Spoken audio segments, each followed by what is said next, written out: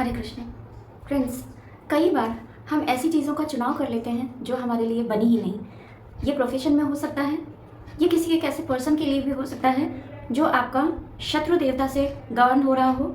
आप नहीं जानते, आप उनसे पार्टनरशिप कर लेते हैं और कहीं ना कहीं आपको ऐसा लगता है कि ये मैंने गलत किया।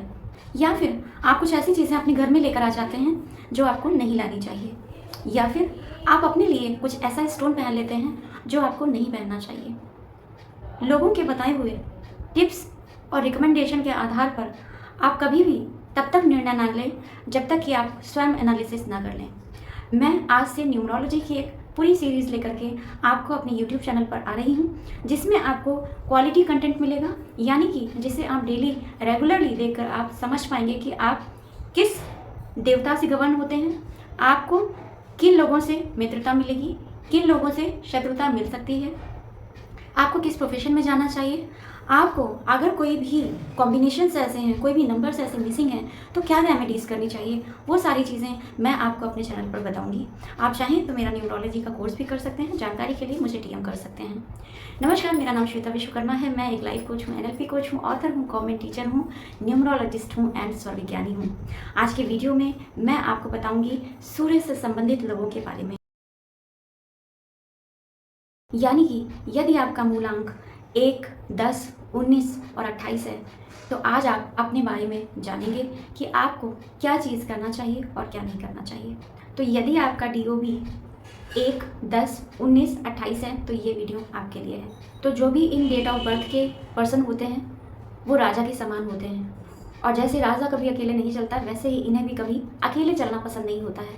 इन्हें हमेशा ऐसा लगता है कि इनके साथ में 3 से 4 लोग होने ही चाहिए। इसीलिए सूर्य के साथ या सूर्य के पीछे कोई ना कोई ग्रह जरूर होता है। और एक बात आपको जरूर ध्यान में रखनी चाहिए कि सूर्य कभी वक्री नहीं चलता। सूर्य को क्रूर ग्रह कहा गया है, यानी कि सूर्य सुनता सबकी है, करता अपने मन की है। तो अगर आप 1, 10, 19 या 28 DOB के हैं तो ये गुण आप में विद्यमान हो सकता है। सूर्य दयालु है और वो सभी को अपने साथ लेकर चलता है। सूर्य जिसमें आगे बढ़ने के सारे गुण विद्यमान होते हैं। सूर्य जिसमें लीडरशिप क्वालिटी है।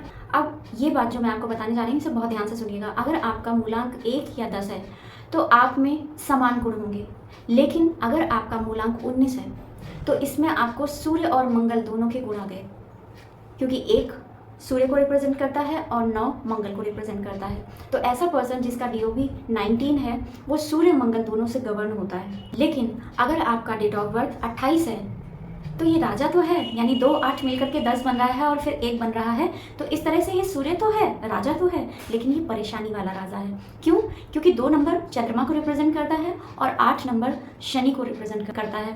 तो चंद्रमा में शनि आ गया तो कहीं ना कहीं ये मात्र दोष बनाता है। तो अगर आपका मूलांक 28 है तो आपको पैसे की दिक्कत हो सकती है, आपकी माता की तबीयत खराब हो सकती है, आपकी माता से आपके ओपिनियन डिफरेंसेस हो सकते हैं। ऐसा राजा देखने में तो राजा जैसा लगता है, लेकिन अंदर से क्या होता है? कंगाल। यानी कि उसको पैसे से संबंधित, लिक्विडिटी से संबंधित प्रॉब्लम हमेशा बनी रहती है, क्योंकि चंद्रमा जो है वो लिक्विड मनी का द्योतक है।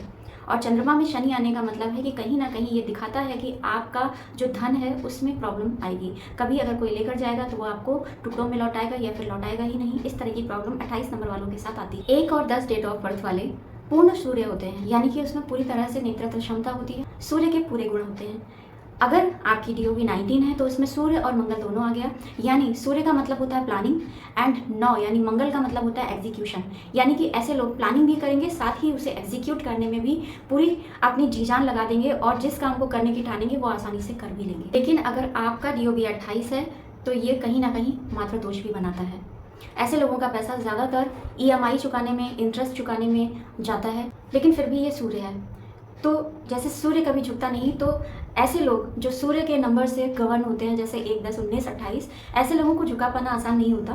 प्रेम से ही इन्हें झुकाया जा सकता है। तो यदि कोई फीमेल भी है और उसका DOB 1, 10, 19 या 28 है तो सबसे पहली चीज़ तो ये कि उसके अंदर पुरुषों के गुण होते हैं, यानी उसमें नेतृत्व क्षमता होती है। वो किसी से डरेगी नहीं, हर चीज़ में आगे रहना ऐसे लोगों को पसंद होता है, भले ही वो महिलाएं क्यों ना हो। उनमें पुरुषों के गुण होते हैं। 1 नंबर वाले मोस्टली डिसिप्लिन्ड होते हैं और अपने काम को बिना रुके करने वाले होते हैं। सूर्य से क्या क्या देखा जाता है? सूर्य से देखा जाता है आपका हार्ट, आपकी इम्यूनिटी, आपका कैल्शियम, आपका सोशल सर्किल देखा जाता है, अगर एनिमल्स की बात करें तो नंदी बैल जो होते हैं उन्हें सूर्य का प्रतिनिधि माना जाता है। तो अगर आप सूर्य को अच्छा करना चाहते हैं तो आप नंदी जी को कुछ भी खिला सकते हैं। अगर सूर्य अच्छा नहीं होता है तो माइग्रेन की प्रॉब्लम आ सकती है, हड्डियों के कमज़ोर होने की समस्या आ सकती है, आपका हार्ट कमज़ोर हो सकता है। अब मैं आपको बताती हूँ सूर्य से और क्या क्या चीज़ें देखी जाती है। सबसे पहली बात तो ऑरेंज कलर जो है वो सूर्य से देखा जाता है। अगर आपका सूर्य अच्छा है तो संडे के दिन आप ऑरेंज कलर कैरी कर सकते हैं। इसके अलावा ईस्ट डायरेक्शन यानी कि पूर्व दिशा सूर्य की दिशा मानी गई है। अगर हम लॉर्ड की बात करें तो भगवान श्री राम एवं विष्णु जी को सूर्य से देखा जाता है। तो जब आप इनकी उपासना करते हैं तो कहीं ना कहीं आप सूर्य देव को भी प्रसन्न कर रहे होते हैं। इसके बाद जब हम बात करते हैं एनिमल्स की तो लायन और टाइगर ये सूर्य को रिप्रेजेंट करते हैं। बॉडी पार्ट्स की बात करें तो आपकी रिंग फिंगर, आपका हार्ट और आपका जो स्कैल्प होता है ये सन को रिप्रेजेंट करता है। अगर फूड आइटम की बात करें तो गेहूँ का दलिया, मक्का, बाजरा, राजमा ये सारे जो ग्रेन्स हैं ये सूर्य को रिप्रेजेंट करते हैं। तो अगर आपका सूर्य बहुत अच्छी स्थिति में नहीं है तो इसका आप डोनेशन करके आप अपने सूर्य को प्रबल कर सकते हैं। वो सारी तरीके मैं धीरे धीरे बताऊंगी, तो अभी से आप स्टार्ट ना करें, जब मैं रेमेडी की तरफ जाऊंगी तब आप उसे करना शुरू करिएगा। अब हम बात कर लेते हैं कि अगर आपका सूर्य प्रबल है तो आपके लिए कौन से प्रोफेशन बेस्ट होते हैं। ऐसे लोग जिनका सूर्य प्रबल होता है, सूर्य अच्छा होता है, ऐसे लोग पॉलिटिशियंस होते हैं, IAS होते हैं, एडमिनिस्ट्रेटिव सर्विस करते हैं, किसी कंपनी के हेड्स हो सकते हैं, CEO हो सकते हैं, मेडिसिन या आयुर्वेदा नेचुरोपैथी में हो सकते हैं, केमिकल, फर्नीचर फैक्ट्री या फिर कोई लीडर भी हो सकते हैं। तो जहाँ पर भी गवर्न की बात आती है, गवर्नमेंट चीज़ों की बात आती है, किसी गवर्नमेंट सेक्टर में हो सकते हैं। तो यदि आप 1, 10, 19 या 28 से गवर्न होते हैं तो कहीं ना कहीं आपका सन अगर अच्छा है तो आपको इन प्रोफेशंस में जा सकने की योग बनते हैं।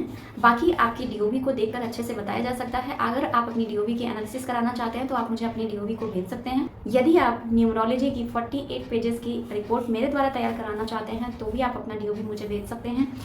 इसके लिए आप मुझे DM कर सकते हैं और आपको मैं फुल प्रोसीजर बता दूंगी कि किस तरह से आप मेरा सेशन बुक कर सकते हैं या फिर आप इस तरह की रिपोर्ट ले सकते हैं। अगर वीडियो पर फर्स्ट टाइम विजिट किया तो मैं आपको बताना चाहूँगी कि मैं NLP से रिलेटेड, स्वर विज्ञान से रिलेटेड, लॉ ऑफ अट्रैक्शन से रिलेटेड, न्यूमरोलॉजी से रिलेटेड, मेडिटेशन से रिलेटेड बहुत ही यूजफुल कंटेंट अपने वीडियोस पर लाती रहती हूँ। तो अगर अभी तक आपने सब्सक्राइब नहीं किया तो तुरंत ही सब्सक्राइब कर लीजिएगा और बेल आइकन को हिट भी कर दीजिएगा।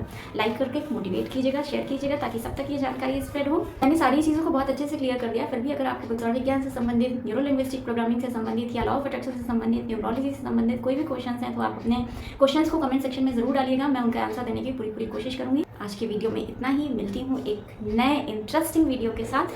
टिल देन, हरे कृष्ण।